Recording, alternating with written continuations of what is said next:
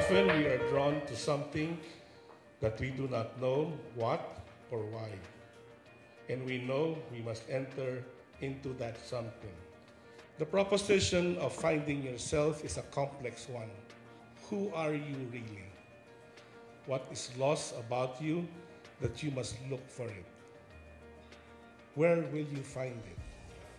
What and how will you find it? No one else can answer them for you. May Christine help turn the key to open the door for you to discover the answers to the questions in your heart. Enjoy this adventure. Who knows, it may turn out to be an important one. Sulat po ni Jem Paredes. So we'll start. Si Tintin po. We will learn, we will explore and have fun. I am not here to terrorize you. Although I might, so I will assume that you are here because you are really ready to find yourself. Why are you attending? Someone said curiosity, no problem. As long as you live in this world, you need to continue to question. If somewhere along the line I struck you, you feel like crying, cry. You feel like saying, or then say, please. There is no such thing as limiting what you feel. This is an open thing. That's why you are here. You will discover yourself as long as you will listen. I am sorry if you will get hurt in some area, but you have to face your reality. Let's start. How do you view your life? The reality is 10% is what happens to me. So that is your environment. That is your partner. That is your kid. That is your work. But the reality of the 90% is how I will react to it. Because you control how you will react. No one does except you. So don't say that you cannot control your life. Because 90% you are the one controlling it. So it's about reaction. There is no issue if what's happening in front of your life is positive in nature. But what if it is negative? Here are the 10 common reactions, and I will tell you what the forces are advising you. First normal reaction, pain. Pain is okay. Pain is normal if it is managed.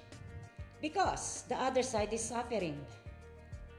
A lot of people, I don't know why, actually they will say, I'm in pain. But guess what? They love the pain. And it goes to a point that they suffer. What am I saying? Suffering is an option. Pain is normal. Suffering is an option. When do you suffer? Once you start holding on to the pain. So what's happening is pinagpapartihan niyo yung pain. Suffering can cause cancer, arthritis, stress, name everything. That's what you do not know. You create your sickness, your physical sickness. You will know why. I will ask you to do the cruelty exercise. I will teach you now how to get rid of suffering. Put your nail here. Okay? Sort of, okay, press it as hard as you can. There's pain, right? Okay, release. Okay, again. Press it as hard as you can. Okay, release. So, did you experience the pain? Okay, you can sit down. I will explain the point. When you are in pain, do that. Because it transfers the pain physically. Suffering is inflicted. Right now, a while ago, I let you inflict the pain. And then if I told you, release, isn't it? The pain's gone. That is the truth. That's your life. This, I think, a lot of people will be affected. Anger and unforgiveness. Anger is normal if you can control. Anger allows you to know the positive side of you. However, unforgiveness, I hate to say this, but unforgiveness is a poison. It is the greatest poison in your life. So what I'm trying to say, forgiving is different from letting yourself involved. O sige, saksakin mo ko ulit. No. I can forgive her, but not necessarily deal with her again. Another. I will now hit 3. Blame. Excuse. Denial. That is what you call bedtime story. Hindi na kayo mga bata, You don't blame anyone. I hate people whenever they say to me, I am like this because my parents did not take care of me. Excuse. Ay, kaya hindi kakain yung anak ko kasi wala akong mahanap na trabaho. Leche. Yun ang sagot ko. Denial. You cannot continue because you keep on denying. Ay, hindi. Ay, hindi. Why don't you flip this 3 into blame? Take ownership. Stop blaming. Excuse. Don't give excuse. Take accountability. And the last, denial. Why will you just do responsibleness? Response to the situation. Don't deny it. Because you know what? You cannot deny. It's there. It's in front of you. Try to not go into the bedtime story. Doesn't work.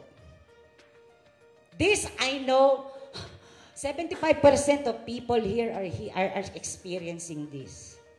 Stress. Oh, the most abused word in the dictionary. I'm stressing. I'm stressing. You know what? I don't even believe in stress. You know why? What is stress for me?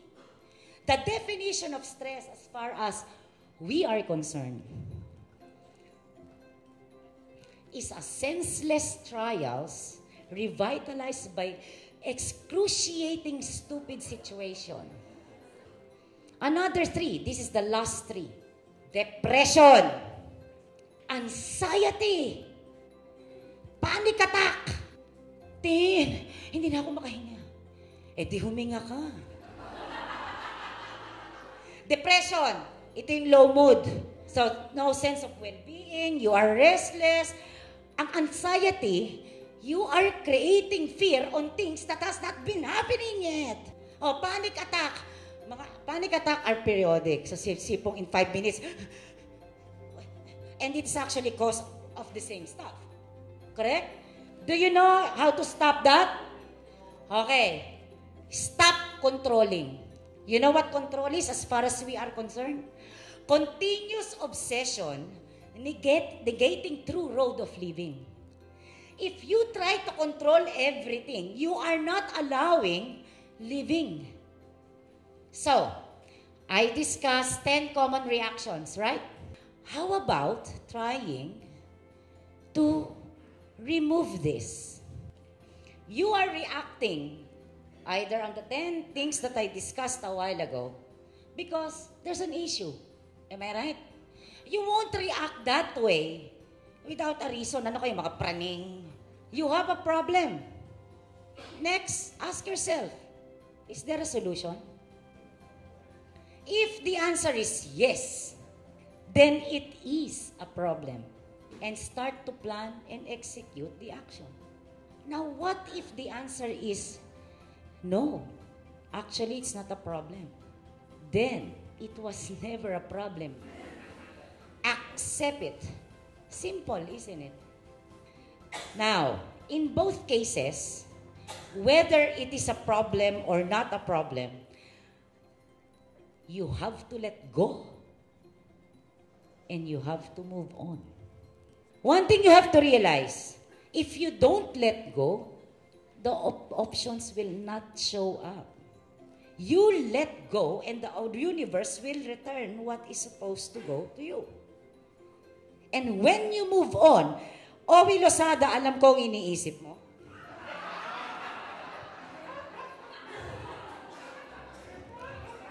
There are existing behaviors though that you need to address. Napakadaling sabihin yung let go tsaka move on. Am I right? Now, I am presenting to you the attitudes and behaviors that you have so that you can really let go and move on positively. The first is the limiting values and beliefs. I want to say that you do not need to stick to these values and beliefs because Values and beliefs change. The only constant in life is change. Yan, fear. Ask yourself, why are you creating fear? Do you know exactly what fear is? It's a fictitious emotion aggravated by ridiculous values and beliefs. That's my definition. Ay, nakaka-copyright yan, ha? Failure, another attitude that you all have. Don't ever say, I am a failure. Failure is not a person. It's a stupid event. It's a fabricated attitude, inducing ludicrous and unreal reflection of experience. Another one, this, I think a lot of people will get hurt. Pride chicken. What is pride for me? It's a preposterous review of importance, bringing damage to empathy. Another, ego. Ego is not you. So ego is usually generated by your experiences, tapos you react to protect oneself. The problem with ego is it blinds you. Once you love your ego so much, spirituality will not go in. The last exercise we had, we allowed 3 participants to experience a special state. And that is what you call awareness. Awareness is the state or ability to perceive or feel, to be conscious of events happening in front of you. When you have awareness, something automatically comes to your life. Success and happiness.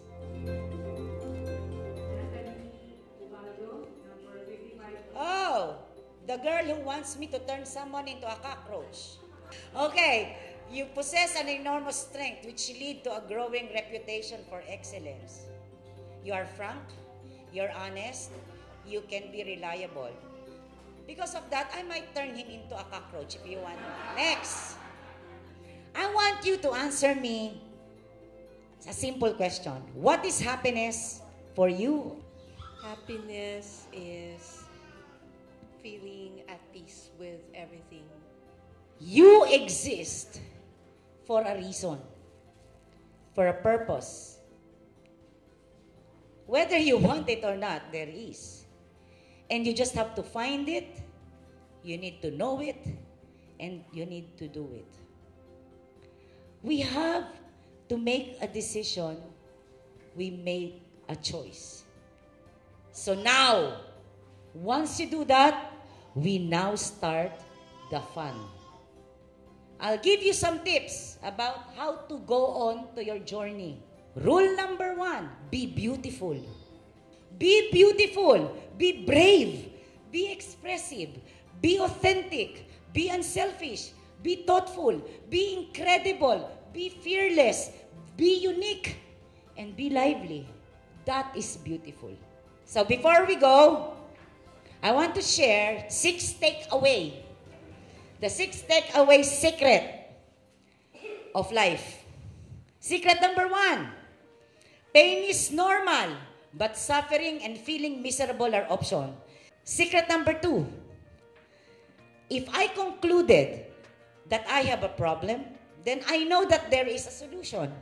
If there is no solution, then it is never a problem.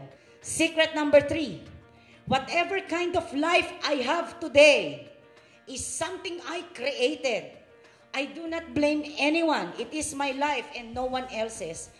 Secret number 4, I will hope for the best, but I will expect the worst.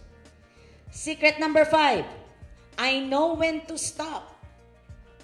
And last, the most important one, and this is the one that I love most, I always appreciate whatever I have and never give emphasis on what I do not have. You exist to recreate. And you know your major function? You need to recreate something out of what was given to us. The motto of my website, you found me, you need me. And because you are very special to me, I'm here to help you anytime you need me. You know my email address. You know how to find me. Thank you very much.